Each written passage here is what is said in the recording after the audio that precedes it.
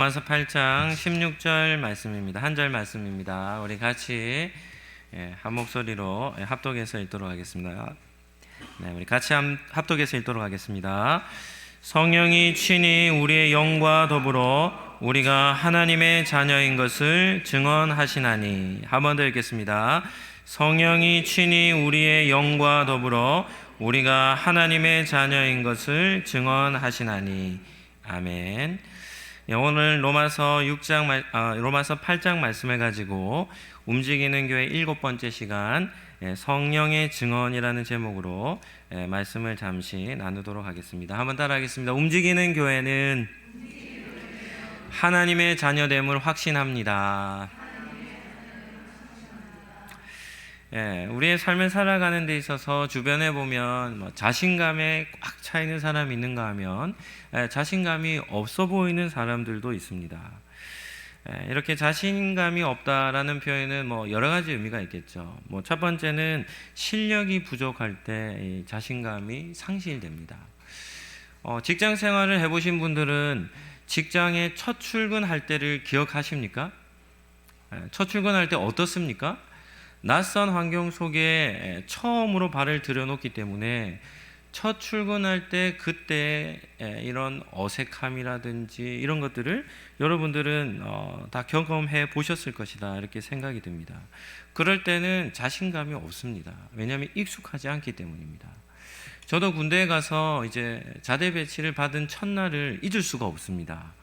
왜냐하면 첫날 신병이 딱 자대에 도착해서 이 소대로 딱 들어가면 고참들이 다 노리고 있습니다. 먹잇감을 기다리고 있는 맹수들과 같이. 그래서 막 여러 가지 많이 이렇게 좀 장난스러운 괴롭힘을 하거든요. 그러니까 막 어떻게 할지 몰라 하는 그런 어떤 이런 어려움이죠. 그런 것들을 아주 즐기는 사람들이 있죠. 실력이 부족하고 낯선데 이렇게 첫 발을 내디르면 어떻게 하냐면 자신감을 가질 수가 없습니다. 그럴 때 우리는 자신감 없는 모습을 볼 수 있죠. 두 번째는 늘 꾸중을 듣는 대상 앞에 서면 자신감을 잃게 됩니다. 예전에 합정교회 사역을 할 때 주일마다 마치고는 교육자 모임을 이렇게 한 번씩 하는데 그때마다 항상 반복되게 일어나는 일이 한 가지 있었습니다. 그게 뭔가 하면 그 목사님께서 부교육자들을 하루의 사역 아니면 일주일 동안의 사역을 두고 어떻게 하시냐면 잘못된 것을 지적하시는 겁니다. 근데 어떻게 지적하는지 압니까? 정말 사소한 것 하나도 놓치지 않고 전부 다 어떻게 하냐면 다 지적하시는 겁니다. 그래서 교육전도사로 처음 부임을 했는데 저기서 담임 목사님이 이렇게 걸어오셨거든요. 그러니까 부목사님과 부교육자들이 어떻게 하냐면 다 도망갑니다. 다 숨는 거예요. 처음에는 왜 그런지 몰랐습니다. 그래서 물었죠. 왜 피하세요? 그랬더니 조용히 하고 따라오라는 겁니다. 그래서 조용히 하고. 그래서 교육자 모임을 몇 번 해보니까 피하는 이유를 알게 됐습니다. 그리고는 이제 그런 행동을 하는데도 다 이유가 있거든요. 그래서 저는 고민이 이제 궁금증이 하나 생겼죠. 목사님께서 왜 저렇게 행동하실까? 그런데 한 2년 사역하면서 식사할 수 있는 기회가 있는데요.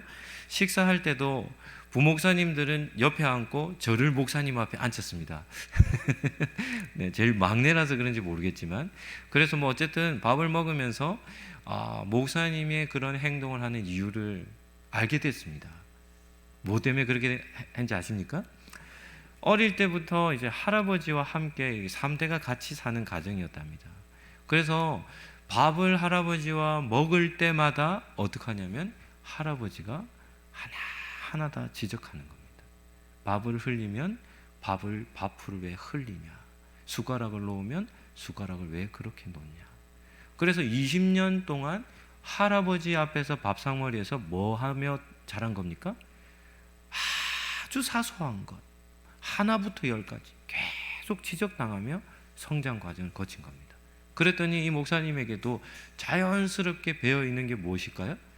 사소한 것 하나 잘 못 넘기는 겁니다. 잘 못 넘어가시는 거예요. 그게 참 안타까운 삶을 사신 것이죠. 그러니까 그런 분 앞에 부교역자들이 자리에 앉으면 자연스럽게 어떻게 되겠습니까? 늘 어떻게 되겠습니까?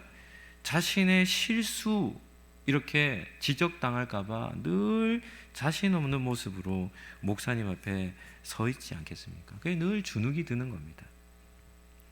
그에 반해서 확신에 차서 당당함을 소유한 사람들이 있습니다. 여기서 말하는 당당함은 거만함을 뜻하지 않습니다. 거만함은요, 다른 사람의 인격을 무시하는 태도거든요. 그런 것이 아니라 자신의 내면에서 잘 다져진 긍정적인 태도를 말합니다. 이런 것은 많은 연습과 훈련을 통해서 어느 부분에서 숙달되면 거기에서 이제 확고한 신념 이런 것이 자리매김하게 되죠.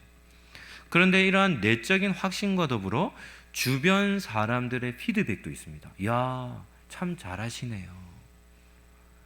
주변에서 충분히 잘하고 있습니다. 라는 긍정적인 피드백이 딱 주어지면 어떻게 되겠습니까? 내적 확신과 주변에서의 긍정적 피드백 이런 것이 우리의 내면을 아주 강하게 만드는 것이죠. 사람은 연약합니까? 강합니까? 사람은 연약합니다. 그래서 늘 연약하기 때문에 작은 실수에도 어떻게 하냐면 휘청거리는 것이 사람입니다. 그래서 주변에서 어떤 역할을 해주는 것이 중요하겠습니까? 긍정적인 반응을 해주는 것이 중요합니다. 흔들릴 때마다 마음을 잘 잡아주는 겁니다. 오늘도 우리 성가대가 하나님 앞에 찬양을 드렸습니다. 찬양 잘 불렀습니까? 잘 못 불렀습니까? 네, 우리 박수 한번 하시죠. 네. 오늘 은혜로운 찬양 감사합니다. 주님께 더 가까이 나아가시기를 예수님 이름으로 축복합니다. 누군가 어떤 일을 하면 흠잡을 일을 계속해서 얘기하는 것은 별로 덕스럽지도 못하고 그건 성경적이지도 않고 그런 성도답지도 않는 겁니다. 이유가 무엇입니까? 우리는 하나님으로부터 많은 덮음을, 많은 용납을, 셀 수 없는 용서를 받은 사람들이죠. 그러니까 주변의 사람들의 작은 실수는 얼마든지 어떻게 할 수 있어야 되겠습니까? 쉽게 잘 넘겨줄 수 있어야 되겠죠. 특히나 신앙생활을 하는 오늘도 우리 새로운 우리 형제님 한 분 오셨는데 아주 낯선 곳입니다. 인생에 처음 우리 상륙교회 오신 거니까 낯설고 어색하고 이럴 것인데 잘 맞아주시고 그리고 어떠한 실수라든지 이런 것이 보이면 긍정적인 말 한마디가 상대방을 살리기에 우리는 그러한 피드백을 해야 할 줄로 압니다. 한번 따라 하시죠. 좋은 인간관계 속에서 멋진 인물이 만들어집니다. 아멘입니까? 우리 상록교회 성도들은 어떻게 신앙생활을 해야 하냐면 내 주변에 있는 사람을 멋진 성도로 만들어가는 공동체가 되어야 할 줄로 믿습니다. 어떻게 하면 그렇게 만들어질까요? 긍정적인 반응을 해주는 겁니다. 참 신앙생활하는 모습이 아름답습니다. 오늘도 수고해줘서 감사합니다. 이런 피드백을 하는 것이죠. 두 번째는 예수님의 확신 있는 모습을 한번 살펴보죠. 성도에게도 확신에 찬 당당한 모습이 필요합니다. 이거는 누구나 다 갖추어야 할 모습입니다. 그래서 우리의 신앙의 모델이 되는 예수님의 모습을 먼저 살펴보시죠. 예수님은 사역을 하실 때 한 번도 당당함을 잃어버린 적이 없습니다. 이유가 있겠습니까? 없겠습니까? 이유가 있습니다. 그 이유는 무엇 때문인가 하면 예수님이 많은 증거를 가지고 계셨기 때문입니다. 첫 번째는 누구의 증거냐면 예수님의 자기 증거입니다. 자기 증거. 성경 본문 한 절을 보시죠. 요한복음 8장 12절 말씀입니다. 우리 같이 한번 읽어볼까요? 시작. 예수께서 또 말씀하여 이르시되 나는 세상의 빛이니 나를 따르는 자는 어두움에 다니지 아니하고 생명의 빛을 얻으리라. 아멘. 예수님은 자신을 뭐라고 얘기합니까? 세상의 빛이라 이렇게 증거합니다. 이런 예수님의 자기 증거도 보면 참 놀랍지 않습니까? 한번 생각해 보시죠. 여러분은 자신을 누구라고 증거합니까? 여러분 중에 주변에서 이렇게 얘기하는 사람이 한 사람 이때 보시죠. 내가 세상의 빛이다. 이렇게 얘기하는 사람이 있대 보시죠. 어떻게 보여지십니까? 좀 이상하게 여기지지 않습니까? 우리는 우리 한 사람 내 인생 하나도 책임을 잘 못 지는 인생인데, 그런데 내가 세상의 빛이다, 나를 따르라, 자신이 진리가 됨을 선포하는 사람이 있다면, 요즘은 지금 뭐 이단 때문에 난리지 않습니까? 뭐 다 목사래요. 심각합니다. 그 목사 아니거든요. 정신 나간 사람들 아닙니까? 이단들에 보면 이단들이 끼치는 피해가 상상할 수 없을 정도로 큽니다. 진리는 뭐가 진리입니까? 진짜 복음, 진짜 생명, 진짜 기쁨, 진짜 행복을 전해주는 것이 신앙이 아니겠습니까? 그것이 진리가 아니겠습니까? 그런데 이단들은 모든 이단들의 공통된 특징이 하나가 있는데, 어떻게 하냐면 그 속에 들어가면 인생이 망합니다. 인생이 망합니다. 네. 완전 인생을 망칩니다. 가족관계 다 깨트립니다. 네. 그러니까 참 문제죠.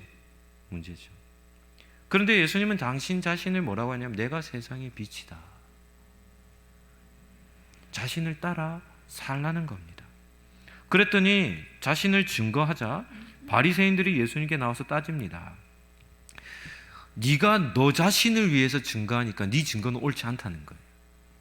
왜냐하면 율법에 보면 하나님께서 이스라엘 백성들에게 중요한 결정을 할 때, 특히나 재판을 할 때 한 사람의 증거만을 듣지 말라고 합니다. 두세 사람의 증거를 들으라고 합니다. 이유가 뭘까요? 만약에 한 사람의 증거를 듣는데 그 증거하는 사람이 악한 사람이라면 재판에서 내려지는 결정이 어떻게 되겠습니까? 어그러지는 겁니다. 선한 사람을 어떻게 하죠? 죄인이라 정하고, 악인을 당연히 벌을 받아야 할 악인에게 뭐하냐면 자유를 선포하는 겁니다. 재판이 어그러지면 됩니까? 안 됩니까? 안 되죠. 하나님 나라, 하나님이 왕으로 다스리시는 이스라엘에는 재판이 온전히 정의롭게 내려져야 합니다. 그래서 하나님은 뭐라고 말씀하시냐면 최소 두세 사람의 증거를 듣고 판결을 하라 말하죠. 이것은 재판의 공정성을 더하기 위한 목적으로 말씀하신 겁니다.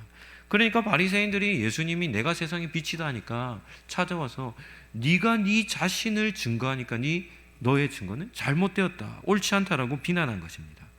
그러한 공격에 예수님이 어떻게 대응하시냐면 요한복음 8장 17절 18절 말씀입니다. 제가 한번 읽어드리도록 하겠습니다. 너희 율법에도 두 사람의 증언이 참되다 기록되었으니 내가 나를 위하여 증언하는 자가 되고, 같이 읽어볼까요?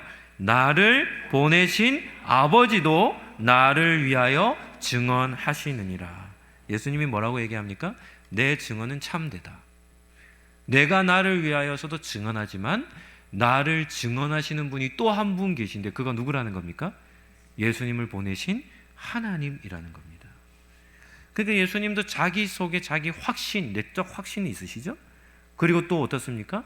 아버지 되시는 하나님께서 예수님을 증거하셨던 것입니다.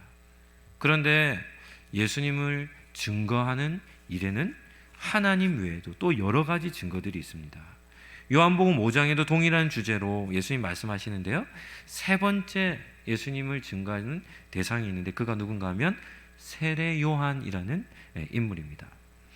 요한복음 5장 33절 말씀입니다. 제가 읽어드릴게요. 너희가 요한에게 사람을 보내매 요한이 누구에 대해서요? 진리에 대해서 증언하였다. 요한의 이름 앞에 한 단어가 더 붙습니다. 어떤 단어입니까? 세례 요한입니다. 이렇게 세례 요한이라고 부르는 이유는 뭐 여러 가지가 있겠지만 한 가지는 인물을 구별하기 위한 겁니다.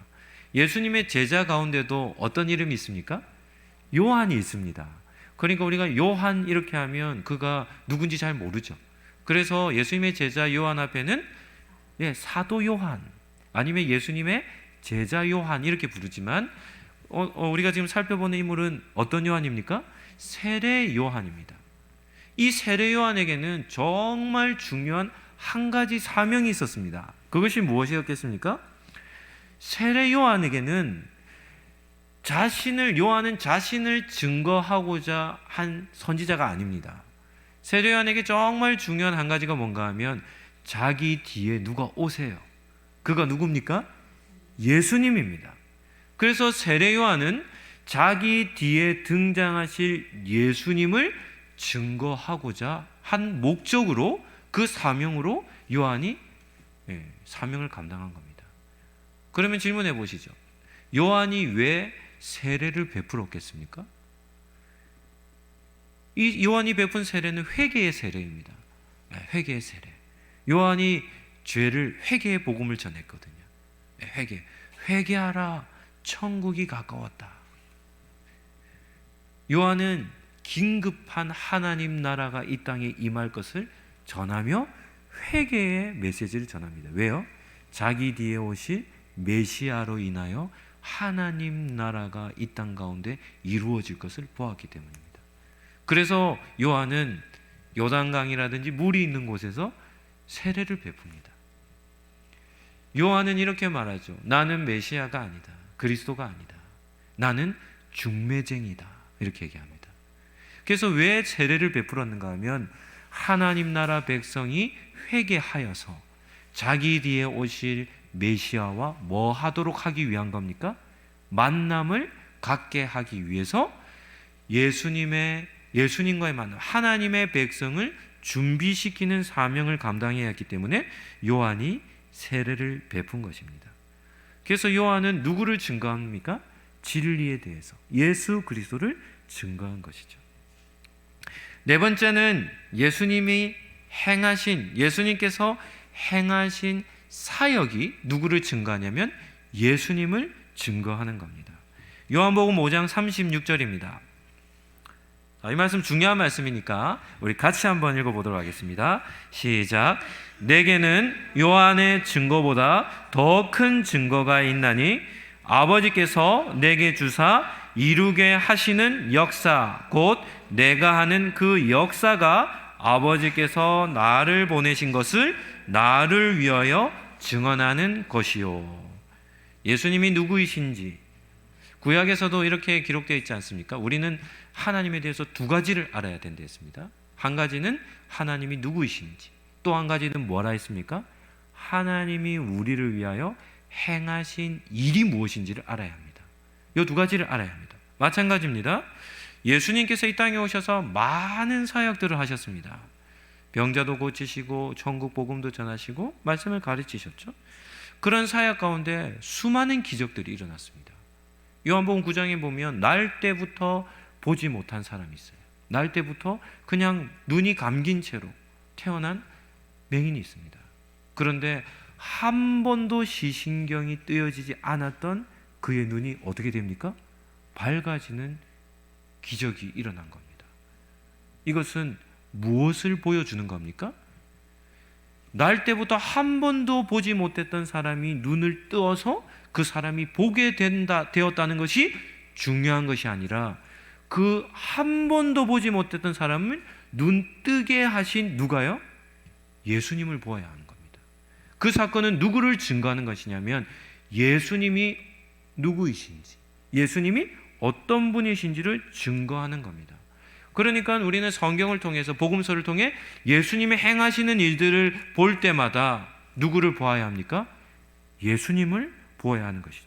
그리고 예수님이 행하신 가장 중요한 사역이 있습니다. 무슨 사역입니까? 십자가에서 우리의 죄를 위해 죽으신 대속 사역. 그래서 예수님이 십자가에 달리신 그 모습을 볼 때 예수님이 누구이신지를 알 수 있게 되는 것이죠. 그래서 우리는 예수님이 행하시는 많은 사역들을 통해서 우리는 예수님이 누구이신지를 우리는 발견해야 합니다. 마지막 다섯 번째는 구약 성경입니다. 구약 성경. 요한복음 5장 39절입니다. 제가 한번 읽어드리죠. 너희가 성경에서 영생을 얻는 줄 생각하고 성경을 연구하거나 이 성경이 같이 읽어볼까요? 곧 내게 대하여 증언하는 것이니라. 유다 종교 지도자들은 다 구약을 아주 열심히 공부한 사람들입니다. 평생을 구약의 율법을 붙들고 산 사람이죠. 구약 성경에서는 누구보다 능통한 사람이었습니다. 그런데 그들에게 예수님이 뭐라고 말씀하십니까? 너희가 붙들고 사는 그 구약 성경, 하나님의 말씀이 누구를 증거한다는 겁니까? 나를 증거한다는 겁니다. 나를. 구약을 주신 목적이 무엇이죠? 장차 오실 예수 그리스도가 오실 것이라는 것을 계속해서 기록해 놓은 것이 구약이 아니겠습니까? 그래서 예수님은 자신의 증거를 시작으로 하나님도 자신을 증거하시고 세례 요한의 증거, 또 많이 행하시는 사역들과 십자가의 사역의 증거, 그리고 구약 성경의 증거를 통해 그것을 근거로 사역을 하셨습니다. 그래서 어떻게 사역하셨습니까? 당당하게 확신 가운데 사역을 감당하셨던 것이죠. 마지막 세 번째는 성도가 가져야 할 확신입니다. 신앙생활을 흔들림 없이 하기 위해서는 한 가지 우리에게 반드시 있어야 될 것이 있습니다. 그것이 무엇인가 하면 한번 따라 하시죠. 믿음의 확신. 무엇이라고요? 믿음의 확신입니다. 믿음의 확신. 질문 한번 해보겠습니다. 이 질문의 답은 아멘입니다. 아멘. 아시겠죠? 여러분들은 기독교 복음이 진리라는 사실을 믿으십니까? 우리가 사는 이 시대는 점점 더 무엇이 자리매김하기 힘든 시대냐면 믿음이라는, 신앙이라는 요소가 자리매김하기 힘든 세상이 점점 더 되어가고 있습니다. 과학이 지금 어마어마하게 발달되고 있거든요. 앞으로 한 10년 뒤에는 우리가 상상하지 못할 세계가 눈앞에 기다리고 있습니다. 놀라운 세계입니다. 인류 역사 경험해보지 못한 세계가 우리 눈앞에 지금 직면해 있습니다.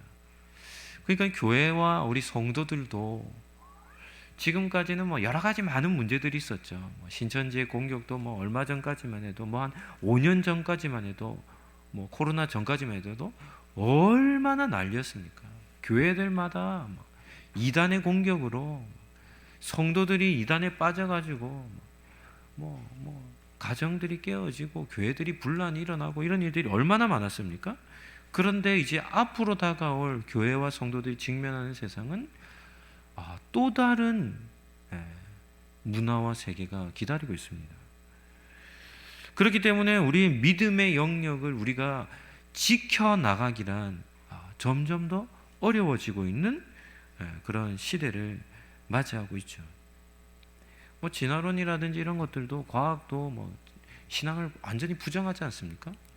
뭐 요즘은 워낙 미디어들이 많이 발달되다 보니까 뭐 별의별 사람들이 다 등장해서 기독교의 어떤 신앙을 계속 부정하는 겁니다. 계속 부정하는 것이죠. 그러한 시대 속에 우리가 직면해 있는데 중요한 것은 우리가 무방비한 상태로 노출되어 있는 겁니다. 우리가 가지고 있는 이 시대 속에 성도들이 가지고 있는 딜레마가 하나가 있습니다. 그것은 우리가 사는 세상은 정보력이 대단합니다. 뭐 그런 말이 있죠. 인류 역사상 우리 인류는 성경적으로 보면 한 6,000년이 조금 더 되거든요. 그런 6,000년의 역사 속에 만들어진 정보입니다. 갖추어진 정보가 한 해, 지금 시대 1년 동안에 만들어지는, 생산되는 정보가 훨씬 더 많은 겁니다. 그러니까 정보량이 어마어마한 시대에 살고 있죠. 기독교 복음도 마찬가지입니다. 이전에 비해서 우리는 복음을 듣게 되는 루트도 많아졌습니다. 옛날에는 어디에 가야만 설교를 들을 수 있습니까? 교회 와야지만 들을 수 있어요. 근데 지금은 어떻습니까? 마음만 먹으면 어디서든지 들을 수 있습니다. 그런데 그러한 복음에 대한, 설교에 대한 하나님의 말씀을 들을 수 있는 환경은 활짝 열려져 있음에도 불구하고 우리의 믿음의 상태는 약해지고 있는 것이죠. 이유는 한 가지 있습니다. 성도들이 듣는 양이 여전히 무엇을 더 많이 듣기 때문입니까? 세상의 미디어를 통해 세상의 메시지를 더 많이 듣고 더 많이 노출되기 때문에 우리의 믿음이 더 연약해지는 겁니다. 영상을 제작하여서 이렇게 만드는 기독교 사업체가 하나 있습니다. 그래서 제가 저하고도 이렇게 잘 관계를 맺고 있는 곳인데, 거기 갔더니 그 영상 미디어를 운영하는 그 대표님이 이런 말을 하더라고요. 저희의 사명이 한 가지가 있습니다, 목사님. 뭡니까? 그랬더니 지금 어떤 유튜브라든 이런 채널들이 다 뭐합니까? 어마어마한 영상 정보들을 생산해내고 있습니다. 그렇게 많이 생산되는 세상의 메시지 가운데 저희 사업체가 가지고 있는 비전은, 사명은 어떤 형태가 되든 기독교의 메시지를 그 세상, 그 영역 속에 확보해내는 겁니다. 점점 더 확보해내는 겁니다. 그것이 설교가 되든 강의가 되든 찬양이 되든 기독교의 복음의 메시지를 어떻게 해서든지 그 영역 속에서 확장해 나가는 것이 우리의 사명입니다. 이러한 미디어와 온라인 시대를 살아가는 성도라면 한번 따라합시다. 더욱더 믿음의 확신을 가져야 합니다.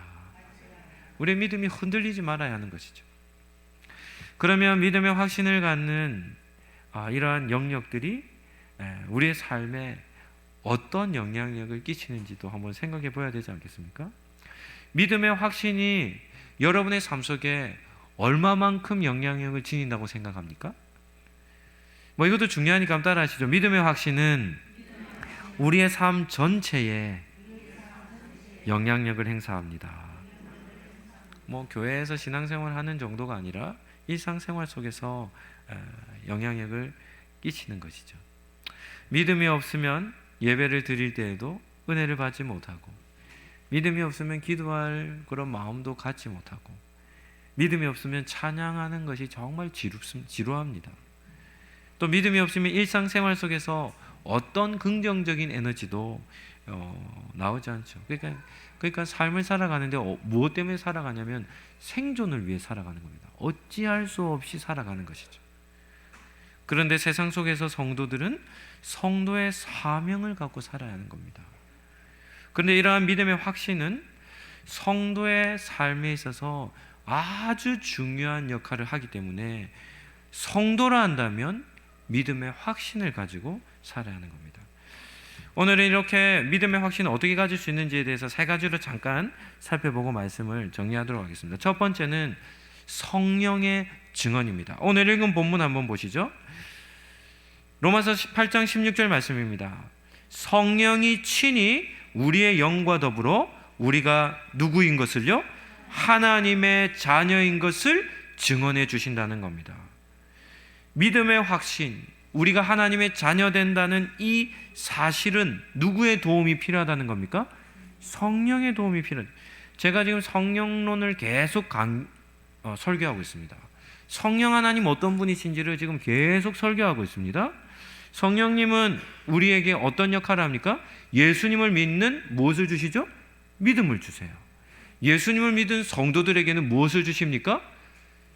성령의 충만함으로 인해 우리에게 신앙생활을 해나갈 수 있는 힘을 주시는 것이죠.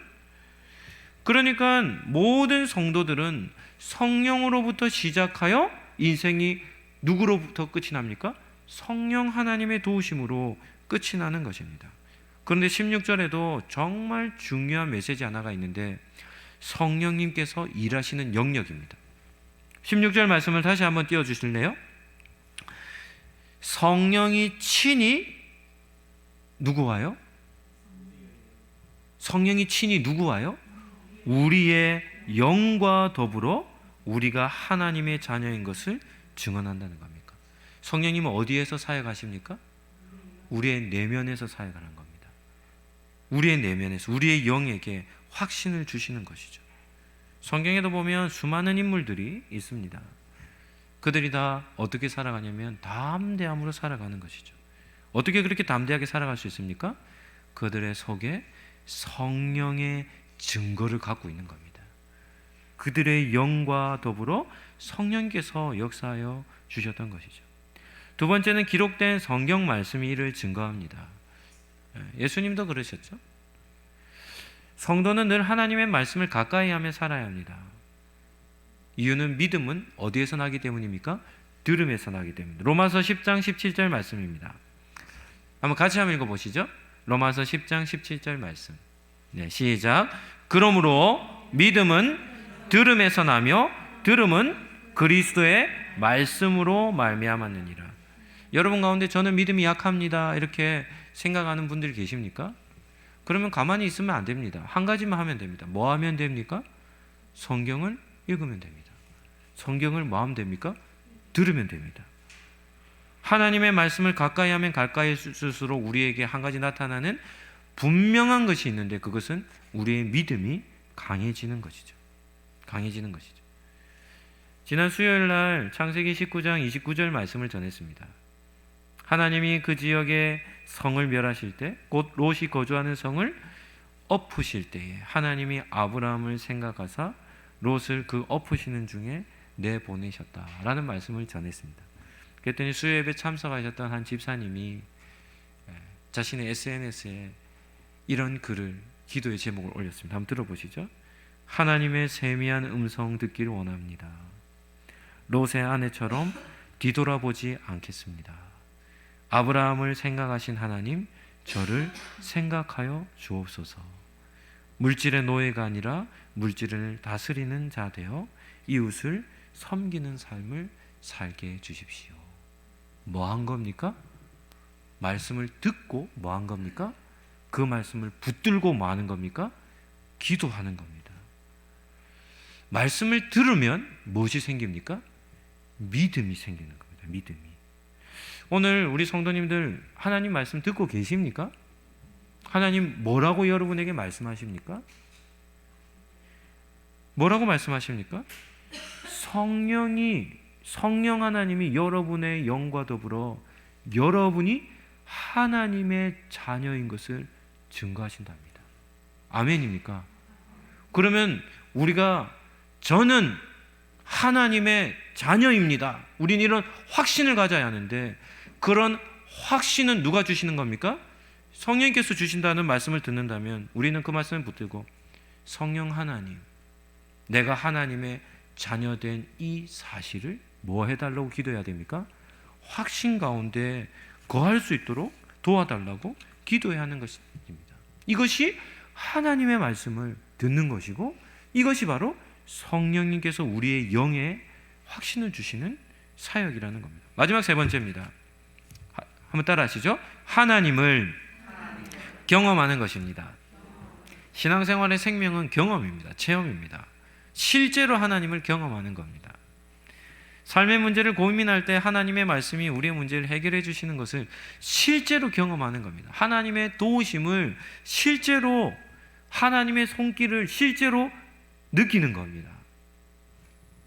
다윗이 골리앗 앞에서 당당했어요. 다니엘이 왕의 도장이 찍힌 것을 알고 계속 기도했어요. 다니엘의 세 친구는 불구덩이 들어갈 것을 눈앞에 보고도 타협하지 않고 우상 앞에 절하지 않았습니다. 베드로는 박해 가운데서도 당당하게 복음을 전했죠. 바울도 많은 매를 맞으며 몸이 성할 날이 없었음에도 복음 전하는 일을 멈추지 않았습니다. 이유가 무엇입니까? 한 가지입니다. 누구를요? 누구를 경험했기 때문일까요? 하나님을 경험했기 때문입니다. 하나님을 경험했기 때문입니다. 다니엘 세 친구 그렇게 얘기하죠. 그리하지 아니하실지라도 우리는 우상 앞에 절 안 합니다. 하나님이 우리를 구원해 주실 뿐만 아니라 구원해 주시지 않는다 할지라도 우리는 우상 숭배하지 않습니다. 이유가 뭘까요? 하나님을 경험했기 때문에. 다윗이 사울왕 앞에, 조그마한 청소년이 사울왕 앞에서 뭐라고 얘기합니까? 저는 사자와 곰 앞에서도 하나님이 건져주시는 것을 경험 많이 했습니다. 왕이여, 아무리 큰 골리앗이라 할지라도 하나님은 저를 구원해 주실 겁니다. 도와주실 겁니다. 다 뭔가 하면 하나님을 경험하면서 나오는 무엇입니까? 확신입니다. 확신이죠. 시편 18편 1, 2절 말씀을 우리 같이 한번 읽어보죠. 시편 18편 1절 말씀입니다. 다윗의 고백입니다. 다윗의 고백. 우리 천천히 한번 읽어볼까요? 시작. 나의 힘이 되신 여호와여, 내가 주를 사랑하나이다. 여호와는 나의 반석이시요 나의 요새시요 나를 건지는 이시요 나의 하나님이시요 내가 그 안에 피할 나의 바위시요 나의 방패시요 나의 구원의 뿌리시요 나의 산성이십니다. 다윗의 고백입니다. 다윗은 하나님을 어떻게 고백하냐면 끝도 없이 고백합니다. 끝도 없이. 반석이요 피할 바위요 나의 요새요 성이요 나를 건지시는 분이시요 나의 방패시요 적의 공격이 올 때 나를 막아주시는 분이시요 나를 구원해 주시는 분이시요. 왜 이렇게 계속해서 하나님은 나에게 이런 분이십니다 고백할 수 있겠습니까? 다 뭐였기 때문입니까? 경험했기 때문입니다. 경험했기 때문입니다. 원수로부터 큰 위기를 겪을 때마다 하나님의 보호하심을 철저하게 경험했기 때문입니다. 그래서 다윗은 이러한 찬양을 어떻게 하냐면 많이 작곡했습니다. 믿음의 확신이죠. 말씀을 정리하도록 하겠습니다. 여러분에게는 믿음의 확신이 있습니까? 있다면 무엇에 근거한 확신이겠습니까? 오늘 본문을 통해서 우리는 세 가지를 기억합니다. 성령 하나님 확신 주시는 줄 믿습니다. 아멘입니까? 하나님의 말씀을 들을 때마다 우리의 믿음이 어떻게 됩니까? 강해지는 줄로 믿습니다. 그리고 그것을 근거로 하여 실제로 우리는 누구를 경험해야 합니까? 하나님을 경험해야 합니다. 전도서 7장 14절 말씀 읽고 정리하도록 하겠습니다. 전도서 7장 14절 말씀입니다. 같이 한번 읽으시죠. 시작. 형통한 날에는 기뻐하고 공고한 날에는 되돌아보아라. 이 두 가지를 하나님이 병행하게 하사 사람이 그의 장래일을 능히 헤아려 알지 못하게 하셨다라는 겁니다. 성도의 삶에도 형통함이 있는가 하면 공고한 날, 고난의 때가 있다는 겁니다. 하나님은 우리의 삶 가운데 이 두 가지를 어떻게 하냐면 병행하신다는 거예요. 왜요? 이유가 한 가지 있어요. 어느 누구도 장래를 예측하지 못하게 하시기 위함이라는 겁니다. 그러면 왜 예측하지 못하게 하실까요? 우리를 괴롭게 하기 위하시겠습니까? 아닙니다. 목적이 있어요. 하나님을 더 의지하라고, 하나님을 더욱더 붙들라고, 그래서 하나님을 경험하게 하시기 위해 저의 삶에, 우리의 삶에 형통의 때도 있는가 하면 공고한 날도 하나님이 허락하셔서 우리의 인생길을 걸어가며 누구를요? 하나님을 경험하도록 하게 하심이라는 겁니다.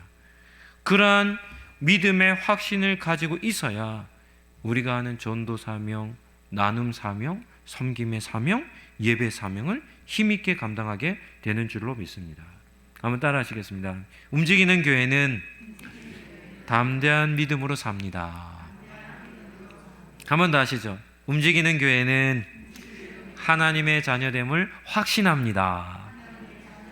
믿음의 모델이 되시는 예수님의 은혜와 성령을 보내주시는 하나님의 사랑과 우리를 강하게 만들어주시는 성령님의 교통하심이 담대한 믿음으로 살아가기로 마음에 다짐하는 우리 상록교회 모든 권속들 머리 위에 지금부터 영원토록 함께 있을지어다. 아멘.